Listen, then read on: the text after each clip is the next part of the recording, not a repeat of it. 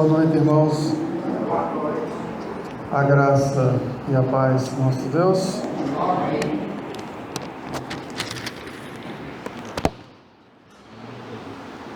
Meus amados irmãos, vamos abrir a palavra de Deus no Salmo 128. O Salmo 128.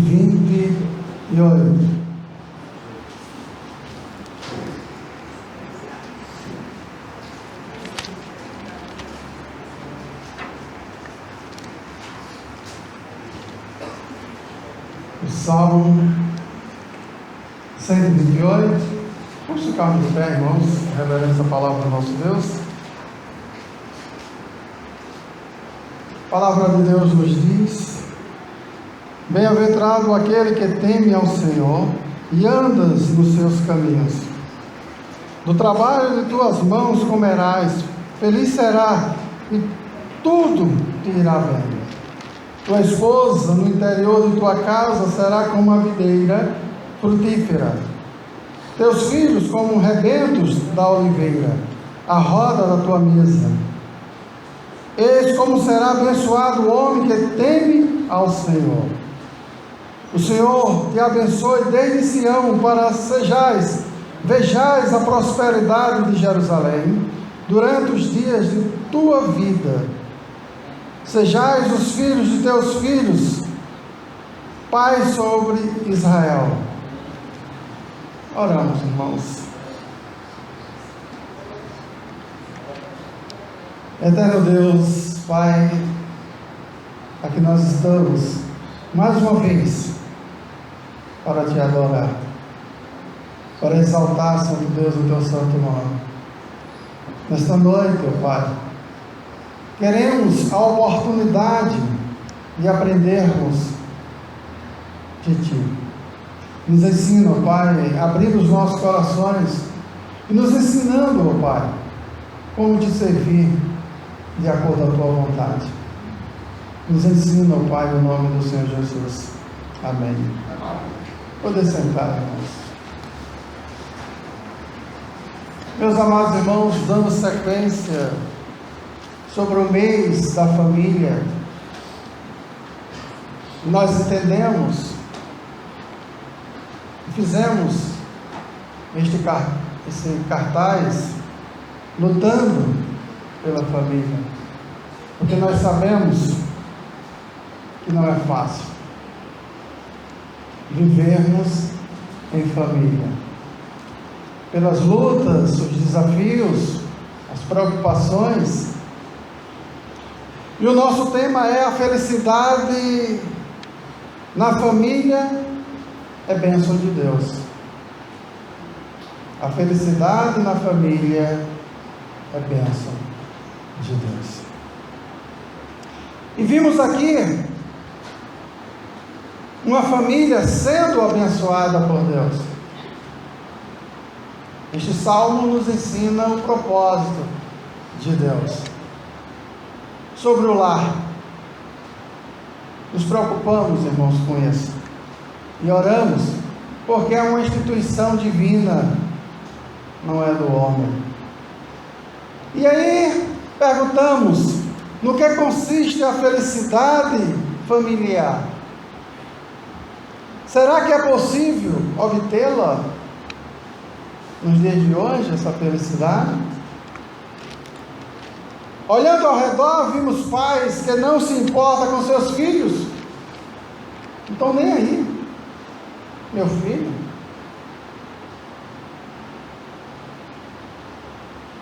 Filhos que não honram seus pais. Para uma grande parte de nossa sociedade, família é um mal que deve ser suportado. Mas será que a palavra de Deus tem algo a nos dizer sobre essa questão? Sim. Exatamente aqui no Salmo 128, encontramos uma perspectiva diferente da apresentada pelo mundo. Primeiramente, irmãos, a fonte da felicidade no lar. Está no verso 1. E aí precisamos ler a palavra de Deus para compreender e colocar nos nossos corações. No versículo 1, o salmista comenta falando de um certo tipo de homem. Um certo tipo de homem, a respeito do qual se pode dizer, é bem-aventurado, isto é, muito feliz. E Deus está dizendo, feliz é o homem que teme ao Senhor. Mas não é um temer de lábios, é um temer de obedecer, de entender a grandeza de Deus, e o quanto nós somos pequenos diante desse Deus.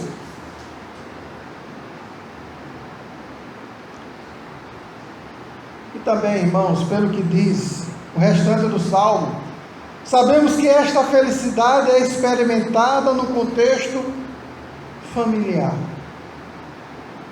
E aí precisamos prestar atenção. Mas a ordem que esta felicidade está integralmente relacionada com Deus, ela tem uma forma. E a palavra de Deus nos apresenta, ele é feliz por quê? Ele é feliz. Todas as pessoas temem a Deus? Não. Porque este homem, o Salmo apresenta como homem bem-aventurado, como homem feliz? Porque ele teme ao Senhor e anda nos seus caminhos. E aí eu pergunto de novo, irmãos, mas o que isso quer dizer? Lemos que ele teme ao Senhor. Temer ao Senhor implica em saber quem ele é. Eu preciso saber, eu preciso conhecer o Senhor. Quantas e quantas pessoas não têm essa oportunidade de conhecer ao Senhor? E você só pode conhecer ao Senhor através das Escrituras. Jesus diz: errais por não conhecer as Escrituras, porque ela testifica de mim. E aí, eu preciso parar. Meus amados irmãos, é reconhecer sua grandeza, sua majestade, sua eternidade, seu poder, sua sabedoria, enfim, reconhecer que Ele é Deus, e que só o Senhor é Deus. Ontem, eu saí um pouco de casa e olhei para o céu e disse: em uma parte ensolarada, a outra, as nuvens escuras, negras, se aproximando, como uma chama maravilhosa entre a luz e as trevas. E eu disse: ali Deus está carregando água, levando água para molhar a terra. Qual é o homem que pode fazer isso? Qual é o homem que tem um poder sobrenatural sobre todo o universo? Por isso que o salmista, no Salmo 139, ele diz: tu me sondas, me conhece. Olha a grandeza de Deus, irmãos. Então temer a Deus implica também em reconhecer quem somos. De que adianta você reconhecer a grandeza de Deus e você não reconhecer quem você é? O jovem rico não reconheceu quem ele era. Ele achava merecedor de alguma coisa. Quantos jovens ricos se encontram hoje no seio da igreja? achando merecedor de alguma coisa, quando na verdade nós não somos merecedores de nada. Apenas de dizer obrigado, porque se você está respirando, isto é graça de Deus. Se você está caminhando, isso é graça de Deus. Se você está enxergando, isso é graça de Deus. Não é pelos seus méritos. Se você quer saber o que é uma vida, estude. E você vai ver que a nossa vida é como uma vela jogada aí no tempo. Nós não sabemos por onde vem o vento e vai apagar esta vela. E a nossa vida não se apaga, meus amados irmãos, porque existe um Deus que tem nos sustentado. Uma vez que reconhecemos quem é Deus e sabemos quem somos, nos mantemos numa atitude de reverência, de respeito diante dele. Moisés,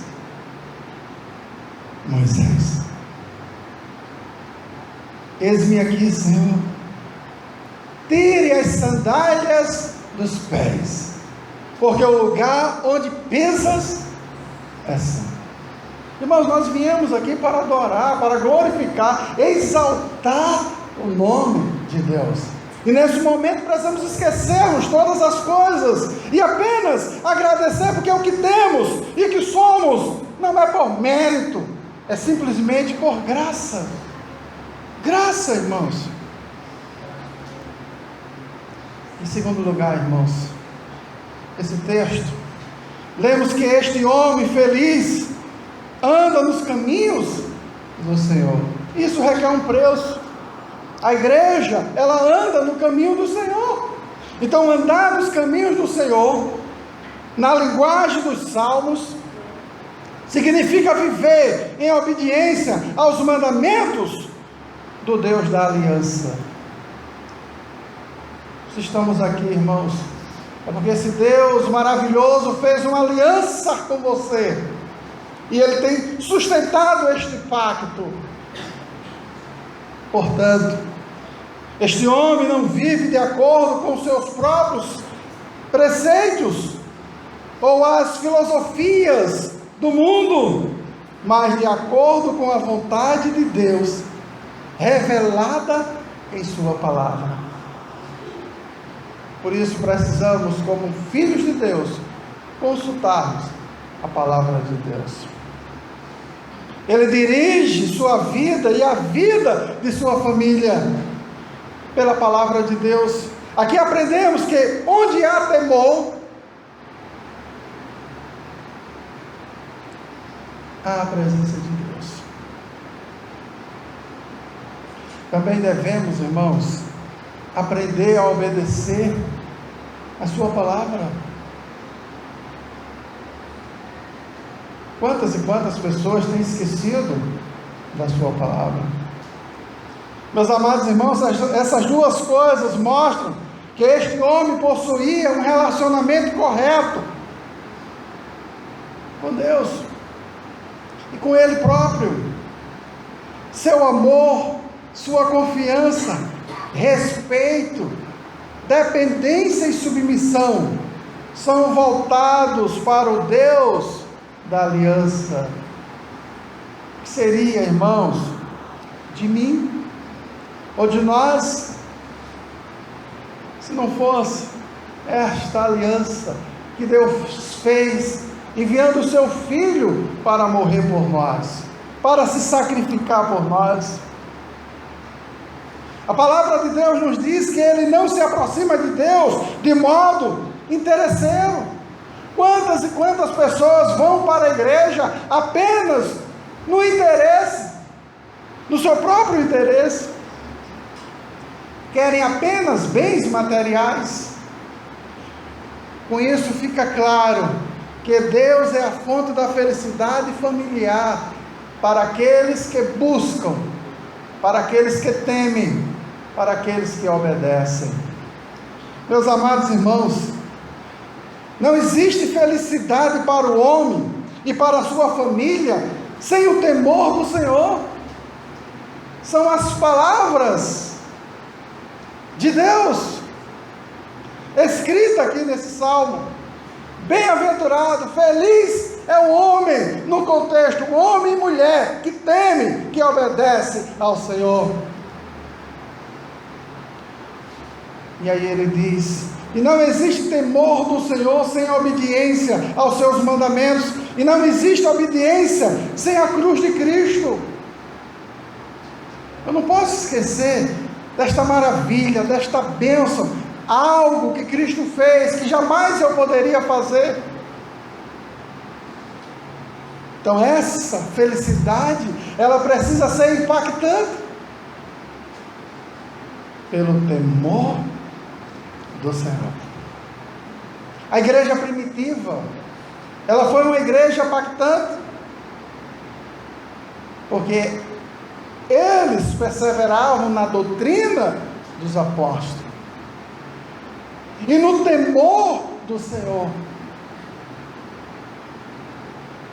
Esse é o nosso propósito, irmãos, de nos reunirmos aqui para aprender deste Deus maravilhoso, desse Deus que tudo pode, desse Deus que foi contemplado nos olhos de Jó, no capítulo 42, verso 5.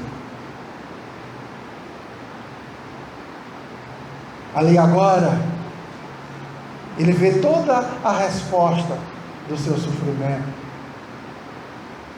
E ele diz: agora os meus olhos te veem.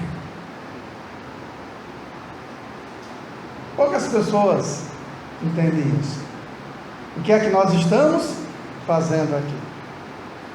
Será que o Senhor nos chamou para virmos dormir na igreja?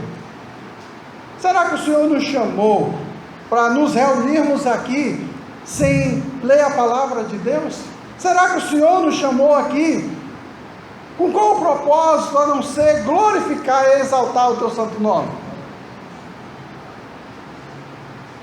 E por fim, irmãos,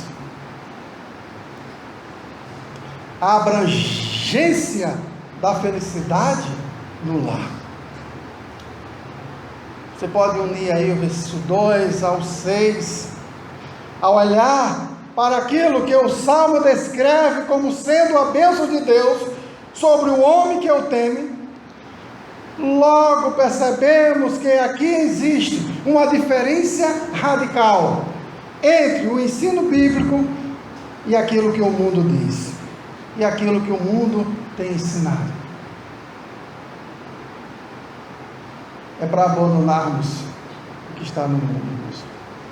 O que lemos aqui como sendo aquilo que está incluído nesta felicidade que Deus concede. A bênção de Deus inclui trabalhar e usufruir dos frutos do trabalho. Verso 2.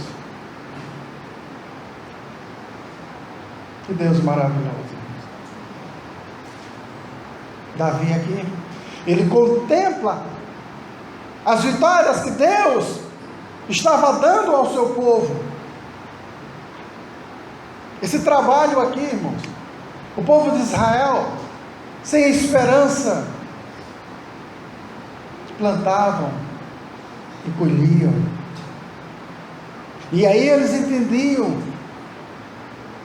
que era o Senhor que estava dando, abençoando. Então, o nosso trabalho é fruto da bênção de Deus. Quem nos concedeu esta graça de podermos trabalharmos, de sustentarmos as nossas famílias, foi Deus, irmãos. Não é mérito humano, é uma graça que Deus nos dá. Porque quem não quer aprender, vai pegar no pé dos outros. Mas quem quer rolar, vai pagar um preço alto. Mas vai ser feliz, vai ser abençoado, vai ter aquilo que plantou. Então o trabalho é uma bênção.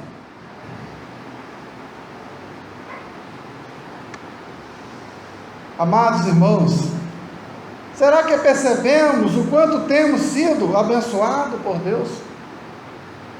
Nesse exato momento aí, dava para você parar um pouco e pensar um pouco agora e dizer: eu tenho agradecido pouco pelo que Deus tem feito.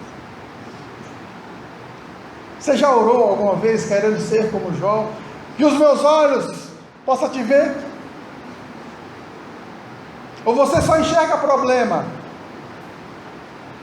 Ou você só enxerga tristeza, amargura? O salmista lhe convida aqui para a vitória. Acreditar nas promessas de Deus e viver as promessas de Deus. A bênção de Deus, irmãos, inclui uma esposa que nos dê alegria. Olhe para a tua esposa e veja esta alegria dada por Deus.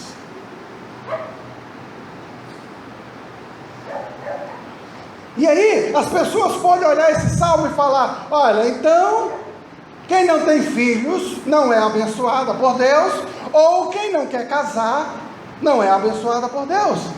Não, esse texto não está dizendo isso. Quem não terá filhos é abençoada por Deus.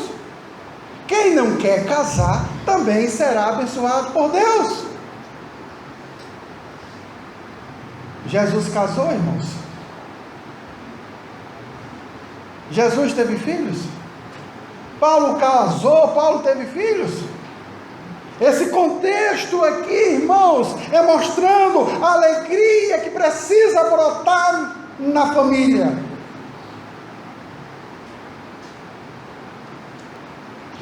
A esposa do homem, bem-aventurado, é comparado a uma videira frutífera no interior de sua casa, produz uvas.